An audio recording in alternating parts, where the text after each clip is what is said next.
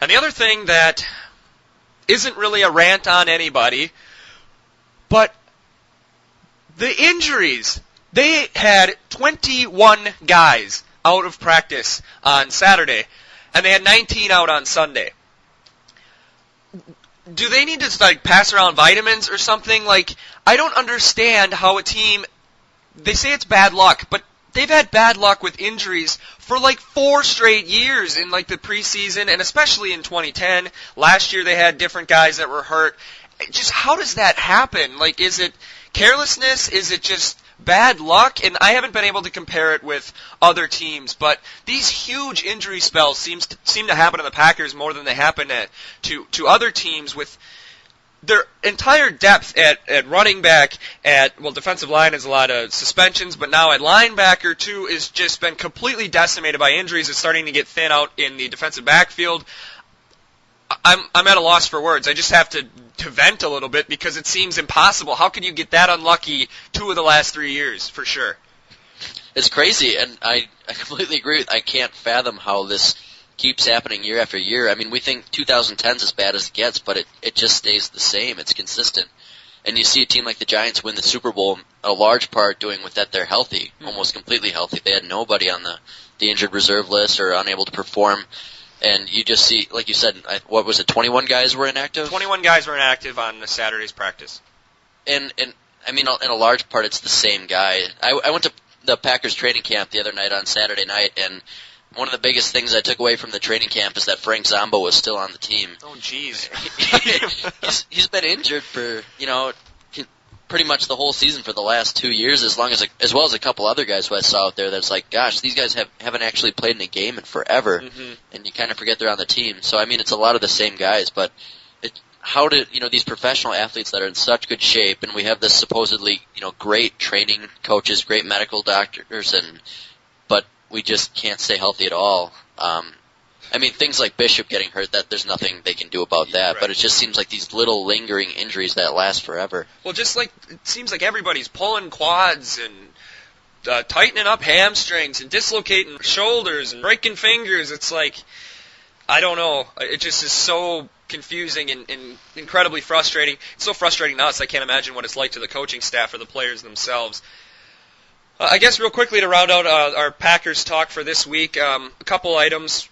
Obviously, the big news this weekend was the signing of Cedric Benson, the Bears bust, and then Bengals quality starter, I guess we'll call him. He's 29 years old. He's coming in. James Starks now has an injury, of course. That seems to be expected at this point. It's certainly not his fault, but another one of those unlucky guys. Starks has a turf toe, which they don't know how long that's going to take. So, what do you feel about the signing of Cedric Benson? Do you think it'll fit in, or maybe it's just for depth and we might not even notice he's on the team? I think we vary a little bit on this because I told you as soon as I heard it on Friday, I sent you a text that said Cedric Benson with an exclamation point because I was extremely excited by the signing. And I know it kind of comes and goes by without a lot of fanfare. It's just Cedric Benson. He's not a flashy running back. But I really think this is what we've been missing since Ryan Grant's been healthy. When you watch Starks run, I think there's so many yards left on the field that we're not getting. And I think just having a guy who's used to, a one-back system, the zone blocking, who can come in here and just pick up those yards, he's not going to bust long touchdowns, but he's going to do, in my mind, what Ryan Grant did, which I loved for years, and I know you did too. I know a lot of people thought, he wasn't great and that they wanted to replace him right away after 2007, but I really think that this is a good signing. And if it doesn't end up working out for him as a starter, hopefully he'll push some of these guys. Alex Green's been highly touted for 2 years. Starks was awesome in the Super Bowl win. But I really think that this is a good signing, and I think he's going to end up being the starter. I think he's got so much to prove. Everybody's written him off. He was, devastated that nobody had signed him. The Bengals basically let him walk after 3 very good seasons. And I think it's low risk, high reward, and I think this is a great signing by the Packers. Yeah, you certainly make some good points, and if he's anything like Ryan Grant, I'll be very satisfied. I don't expect him to have 1,200 yards. I don't know if he'll get the opportunity to have 1,200 yards. Enough carries for that. Yeah, exactly. And maybe he could use a lighter schedule considering the Bengals, worked him really hard in the 3 years he was there. I think he's probably an upgrade over everybody else. I think I'm not comfortable yet saying he's an upgrade over Starks. Maybe I'm still thinking of Starks in the 2010 playoffs as opposed to the Starks of last year. And, Starks, one game against the Chargers is hard to judge for Starks of 2012. But we'll see. I think maybe I'm not as excited as you are, but just a guy that can contribute. And what I want from Cedric Benson is kind of what Ryan Grant provided the team is when you're playing some tougher defenses, especially those cover 2 teams that seem to sit on a lot of our short routes and things like that, tougher teams that you have difficulty stretching, a guy in there who can get the yards you need, kind of get the defense off guard a little bit, and then pick them apart. I remember I used to always call Ryan Grant the Bear Killer, because he always used to have a huge game against the Bears, and not necessarily like giant Walter Payton or Amon Green numbers, but he would have numbers very strong in the first half, and then Rodgers would pick them apart once the hole started opening up. So if Cedric Benson could do that, I'll certainly be satisfied. And I agree with you, maybe not 100%, but he has a very good shot at being the starter for this team this year. And I think one of the biggest parts of his game that's really going to help is towards the end of the game. He's a lot more of a bruiser than Starks was, so we're going to be passing the whole, most of the first 3 quarters in the games. Mm-hmm. We'll get our offense that way, but for somebody to be able to come into these games when we have a lead and start, running down the clock and keep the offense going, where Starks, it just seems consistently getting, -1 yards, 2 yards, 1 yard towards the end of the game, and we kind of just start handing it to Kuhn after that. Mm-hmm. I think that's a big upgrade for the fourth quarter. Yeah, certainly that's a possibility. I think if one thing I would like to see from Cedric Benson is if it's a 4th down and 2, can we not see that Kuhn inside keep or a Rodgers bomb down the sidelines that goes incomplete? Can we just give it to Cedric Benson on one of those 4th and 2s that I know McCarthy will try at least 8 times this year? Yeah, it seems like the Kuhn chants get to him sometimes because as much as everybody loves Kuhn, and I do too, it seems like a good percentage of those plays don't work when he's supposed to be, a short yardage specialist. Well, they got one play. It's that inside from the fullback position. It's like not a lot of people are fooled by it. Yeah, nobody's fooled by that anymore. And then real quickly, Desmond Bishop, obviously going to be a huge hole at linebacker. The good shot to replace him, at least for now, is going to be DJ Smith. Last year he had 38 tackles. He had an interception against the Raiders in 3 starts. So what do you think the odds are of him retaining that spot throughout the season? I think it's pretty good. I think what we've seen from him so far has been, very impressive for a backup linebacker who nobody really expected too much out of coming in. He kind of seems like he's quite a bit different player than Bishop, whereas Bishop, last year led the team in tackles, not real flashy. And I think Smith probably isn't going to be as good of a tackler, but I think he has that aptitude to make the bigger plays that we're lacking out of both Hawk and Bishop in the middle. Mm-hmm. So I think that's one huge upgrade. I think Hawk can, pick up the tackles, pick up the slack, but I think that having somebody there who might, make more big plays for this defense could actually almost be somewhat of an upgrade. I mean, you don't want to lose Bishop, absolutely not, but I think that there's some parts to Smith's game that might actually help this defense out a little bit. Yeah, he did show a knack for being in the right spot to make some big plays, or at least give himself some big play opportunities in the amount of time he got to play last year. He's a little small. It'd be nice to have a guy the size of Desmond Bishop in there, but, you don't have to be the biggest guy in the world to be an effective linebacker.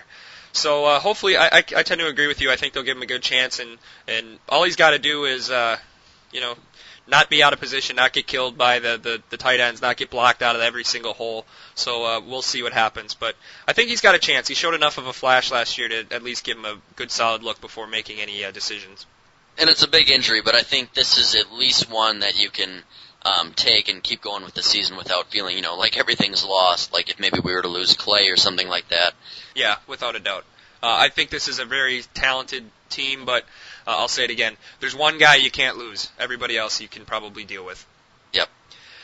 All right, and then that concludes our discussion on the Packers' 21-13 loss and the subsequent events of the first week of the preseason.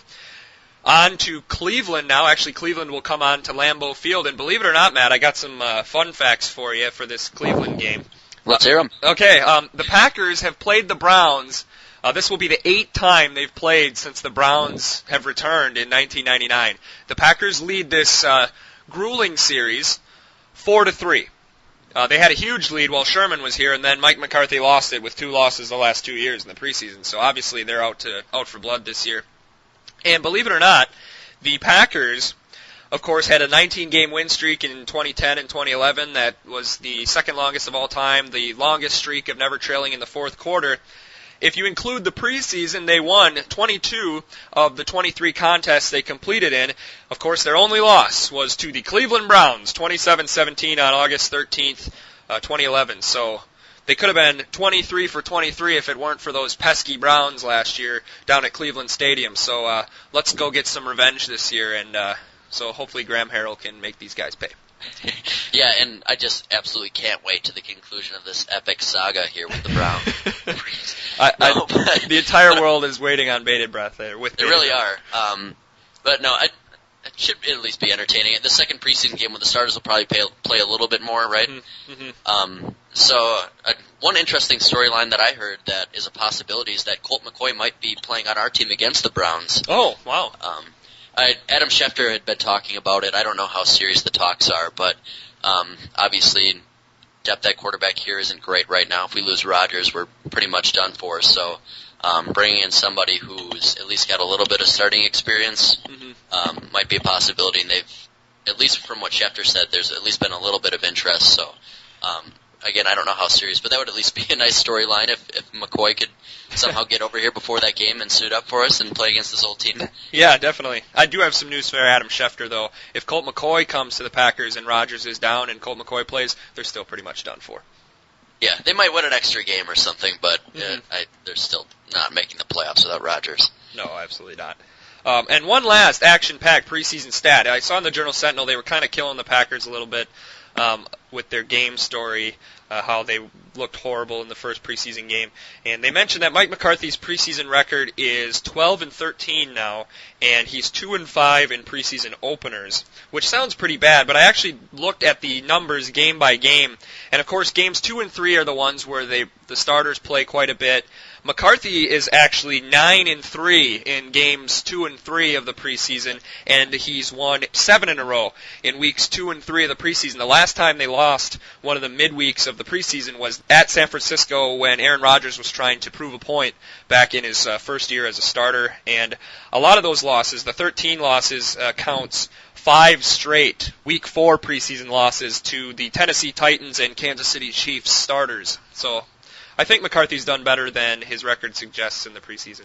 Yeah, and I like that stat that you brought up that he's 9-3. You said 2-3 in the preseason. So I mean, that's really what matters. If you're losing 1-4, I mean, who cares? Honestly. Yeah, yeah, exactly. Your backups are in the whole game. You're probably rested a bunch of guys in both of them because guys getting injured in training camp and then resting before the regular season, and so to be 9-3 and 2-3, I mean, that actually matters a little bit. You want to see what your starters can do against teams. So, he's been good in the preseason. Again, it's the preseason, so yeah, don't jump off that bridge quite yet.